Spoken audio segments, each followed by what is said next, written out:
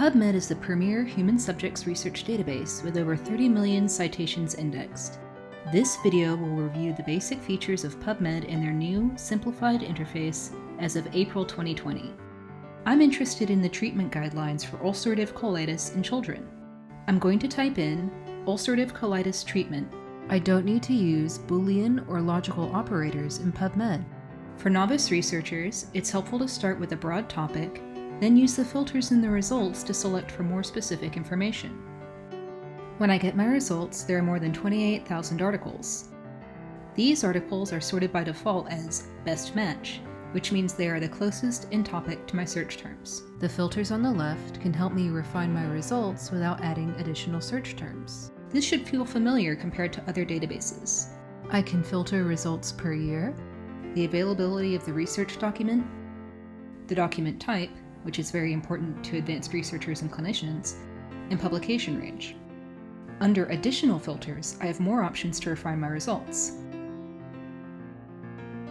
I get the full expansive list of document types, species, article language, sex, subject, journal type categories, and age. Age is highly relevant to my topic, so I will look there. I get broad and narrow categories for age. For my research, I'm specifically interested in children between the ages of 2 and 12.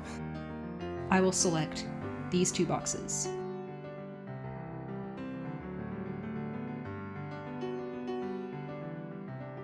I see the two age brackets as options on the left. I need to select them a second time to apply them to my search results.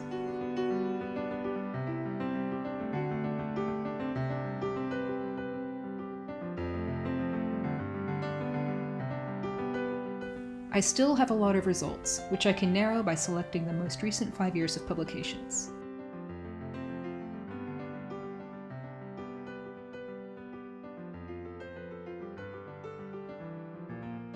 I'm going to choose this 5th article.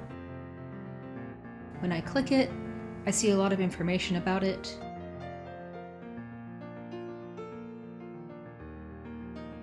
I can also see additional relevant documents and more search terms. Best of all, I can just copy and paste the citation information in whichever format I want, a major time saver. If I want to download the article, I look under Full Text Links on the right-hand side of the page. If I were on campus directly connected to the network, or using a VPN, I would be taken directly to the article. If I'm off campus or not using a VPN, I may see something like Check Access. I will be prompted to go through the Open Athens authentication service, which is detailed in another video. This may happen if I'm using a VPN, but resolving the issue is the same process as if I wasn't using one.